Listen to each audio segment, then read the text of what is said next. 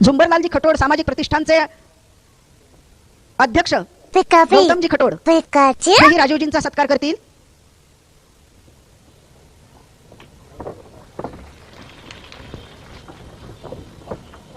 तसेच संजय माननीकर उदगीर दीक्षित साहेबांचे सहकारी यांचाही या मंचावर स्वागत करण्यात येत आहे. स्वागत करतायत प्रतिष्ठानचे अध्यक्ष गौतमजी खटोड. संजयजी माननीकर,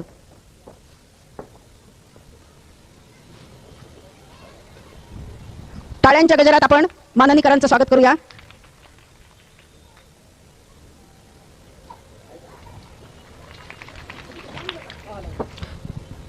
यानंतर लगेचच राजीवजी दीक्षित हे आपल्या व्याख्यानाला सुरुवात करतील. मी त्यांना प्रतिष्ठानच्या वतीनं नम्र विनंती करते की आपण आपल्या व्याख्यानाला सुरुवात करावी.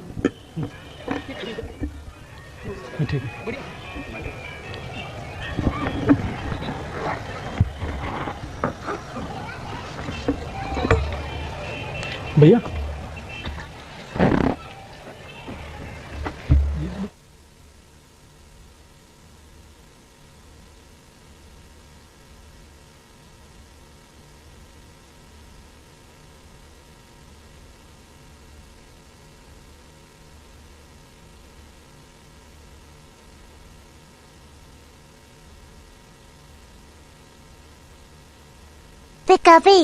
पिकाची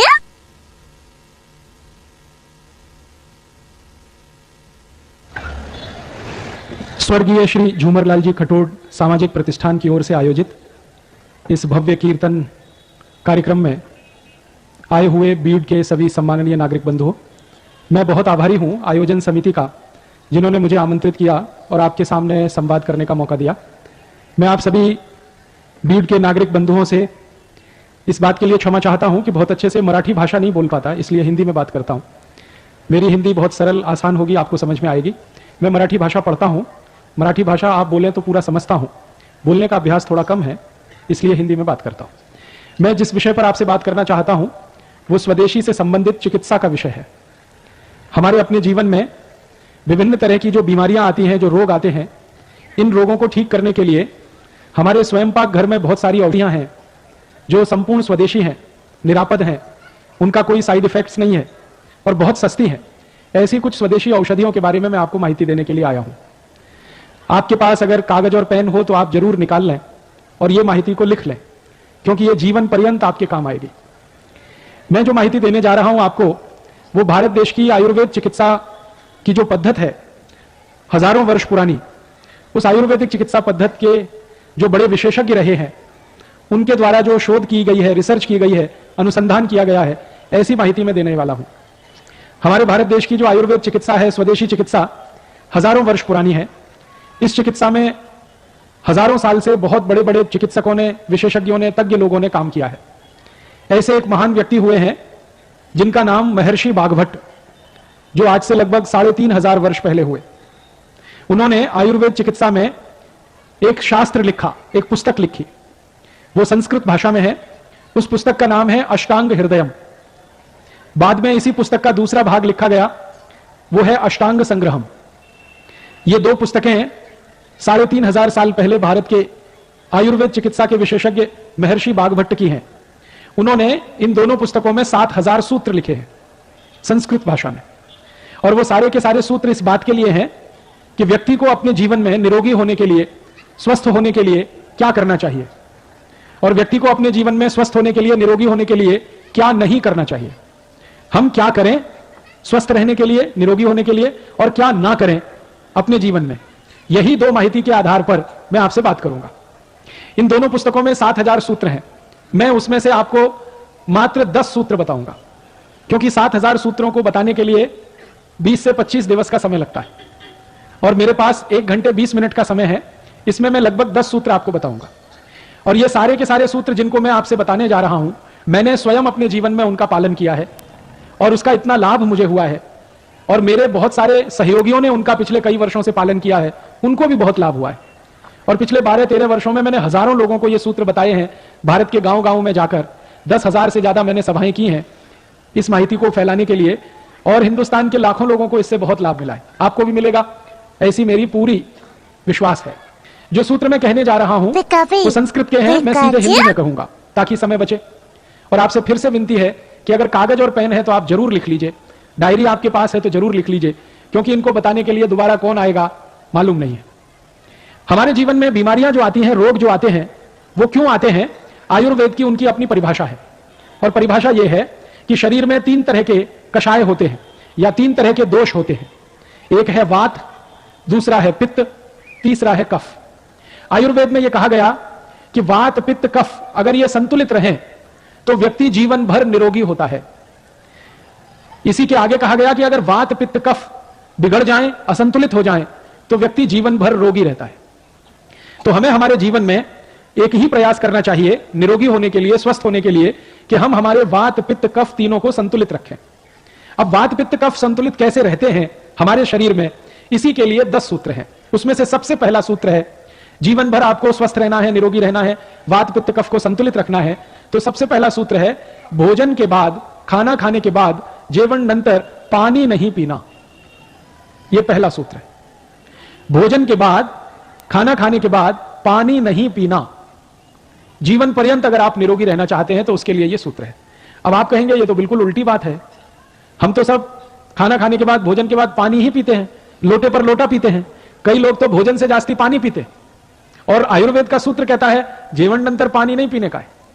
क्या कारण है इसका, क्यों नहीं पीने का है? आपको जो मैं समझाना चाहता हूं वो ये कि आपका ये जो पूरा शरीर है, इस शरीर का सबसे महत्वपूर्ण भाग है आपका पोट। अंग्रेजी में हम सब लोग इसे स्टमक कहते हैं। इसके 2 हिस्से हैं, एक स्टमक है, दूसरा एब्डोमेन है।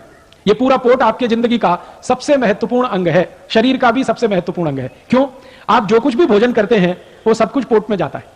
फिर यह भोजन का पाचन होता है, उस पाचन में से रस बनता है, रस में से मांस, मज्जा, रक्त, वीर, मल, मूत्र, अस्थि और मेद बनता है। मल और मूत्र शरीर के काम का नहीं है, तो शरीर उसको नित्य दिन छोड़ देता है। लेकिन मांस, मज्जा, रक्त, वीर आदि आदि जो चीजें बनती हैं वो बहुत काम की हैं, शरीर उनको धारण कर लेता है। तो हम जो भी खाते हैं, जो भी जीवन है, वो हमारे शरीर की ऊर्जा का सबसे महत्वपूर्ण अंग है। आयुर्वेद यह कहता है कि आपने जो कुछ भी खाया, इसका पाचन होना, इसका हजम होना, इसका डाइजेशन होना बहुत जरूरी है। अब डाइजेशन के लिए, पाचन के लिए क्या होता है कि आप जो भी खाना खाते हैं वो पोट में एक छोटे से स्थान में इकट्ठा होता है, एकत्रित होता है। उस स्थान को कहते हैं जठर। यह जठर शब्द संस्कृत का है, मराठी में भी है, हिंदी में भी है। यह जठर कहां होता है? हमारे पोट का जो केंद्र है, जिसको नाभि कहते हैं, उसके ठीक दावे बाजू में, लेफ्ट साइड में, वहां पर यह जठर होता है। सारा भोजन इसी जठर में आता है। फिर जब भोजन वहां आ जाता है तो तुरंत उसमें अग्नि प्रदीप्त होती है, आग जलती है। और यह अग्नि ऐसी ही होती है जैसे हमारे स्वयंपाक घर में रसोई गैस जो है, एलपीजी गैस जिसको आप कहते हैं, उसमें अग्नि जलती है, वैसे ही आपके जठर में भी अग्नि जलती है। अब क्या हुआ कि आपने भोजन किया, सारा भोजन पोट में, जठर में इकट्ठा हुआ, अग्नि जलना शुरू हुआ, अग्नि ने भोजन का पाचन शुरू किया, उसी समय आपने गटागट पानी पी लिया। अब क्या होगा? अग्नि और पानी का मेल नहीं है, अग्नि और पानी की दोस्ती नहीं है, अग्नि और पानी की दुश्मनी है। अगर आपने खाना खाने के बाद तुरंत पानी पी लिया तो जो पोट में अग्नि जल रही थी खाने को पाचन करने के लिए, वो बुझ जाएगी, बंद हो जाएगी। और अग्नि अगर बुझ गई और बंद हो गई तो खाने के पाचन की क्रिया समाप्त हो जाएगी, रुक जाएगी। और अगर यह क्रिया रुक गई तो भोजन का रस नहीं बनेगा, और भोजन का रस नहीं बनेगा तो फिर भोजन सड़ेगा, और वो सड़ा हुआ भोजन आपके शरीर में कम से कम 103 रोग पैदा करेगा। और वो 103 रोग क्या है, नाम से बताता हूं। बहुत लोग ये कहते हैं हमारे पोट में जलन होती है, गैस बनती है, एसिडिटी। जान लीजिए कि जिनको भोजन पचता नहीं है, हजम नहीं होता है, उन्हीं को एसिडिटी होती है भोजन के सड़ने पर। ऐसे ही एक रोग है हाइपर एसिडिटी, एसिडिटी से भी आगे का, फिर अल्सर है, फिर पेप्टिक अल्सर है, और इसी क्रम में आगे आगे बढ़ते जाएं तो आखिरी रोग है वो कैंसर है। कैंसर के बाद कुछ नहीं होता, क्योंकि उसके बाद मृत्यु ही होती है। अब आप जरा सोचिए, आपने भोजन किया और भोजन के तुरंत बाद पानी पी लिया, और वो भोजन सड़ गया, उसके पचने की क्रिया नहीं हुई, रस नहीं बना, सड़ गया, गैस बनना शुरू हुआ, वहां से बीमारियां शुरू होंगी और कैंसर तक चली जाएंगी। फिर आप अपने जीवन के अंतिम दिन में अफसोस करेंगे कि आपने कोई बड़ी भारी भूल की। और वो भूल क्या है? भोजन के बाद आपने तुरंत पानी पिया, वही भूल है। इसलिए आप आज से अपने जीवन में इस नियम का वो संकल्प के रूप में ले लीजिए, खाना खाने के बाद पानी नहीं पीना, क्योंकि अग्नि जल रही है, वो खाने को पचाने के लिए बहुत जरूरी है। अब आप ये पूछ सकते हैं मुझसे कि अच्छा ठीक है, बात समझ में आ गई, खाना खाने के बाद पानी नहीं पीना। फिर आप पूछेंगे कभी पीना, कितनी देर बाद पीना? तो उसका उत्तर यह है कि आपके पेट में खाने के पचने की जो क्रिया है उसके 3 चरण होते हैं। पहला चरण, पहला स्टेज है, जो कुछ भी आपने खाया, सॉलिड और लिक्विड, ठोस और द्रव, ये एक दूसरे में मिलता है। यह क्रिया लगभग 1 से 1.5 घंटे तक चलती है। फिर उसके बाद क्या होता है, जो कुछ एक दूसरे में मिल गया वो खिचड़ी जैसा बन जाता है और उसमें से रस बनना शुरू होता है। जब किसी चीज में रस बनना शुरू होता है तभी पानी की जरूरत पड़ती है। माने खाना खाने के 1 से 1.5 घंटे के बाद पानी पिए, 1 तास नंतर पानी पीने का है। आप बोलेंगे बात तो समझ में आ गई, 1 तास नंतर पानी पीने का है, तो 1 तास तक और कुछ पी सकते हैं क्या? पानी तो 1 तास नंतर पीने का, ठीक है, समझ में आया। और कुछ पी सकते हैं क्या? तो आयुर्वेद में माहिती दी गई है कि जेवण नंतर तत्काल अगर पीना चाहते हैं तो ताक पिए, तुरंत। भोजन के तुरंत बाद अगर पीना चाहते हैं तो ताक पिए।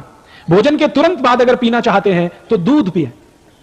भोजन के तुरंत बाद अगर पीना चाहते हैं तो जूस पिए, फलों के रस पिए। भोजन के तुरंत बाद पानी नहीं पिए, जूस पिए, ताक पिए, दूध पिए, पानी नहीं पिए। अब आप फिर पूछेंगे ये क्या चक्कर है, पानी तो नहीं पिए, ताक पी सकते हैं, ताक में भी तो पानी ही है। पानी नहीं पी सकते लेकिन जूस पी सकते हैं, जूस में तो पानी ही पानी है। पानी नहीं पी सकते लेकिन दूध पी सकते हैं, दूध में आप जानते हैं 90% से जास्ती पानी है। तो ये क्या चक्कर है? आयुर्वेद का एक ज्ञान कहता है जीवन नंतर पानी नहीं पीने का, और आयुर्वेद का ही ज्ञान कहता है जीवन नंतर ताक पीने की, दूध पीने का, जूस पीने का, पानी नहीं पीने का। जबकि जूस में भी पानी है, ताक में भी पानी है, दूध में तो पानी ही पानी है।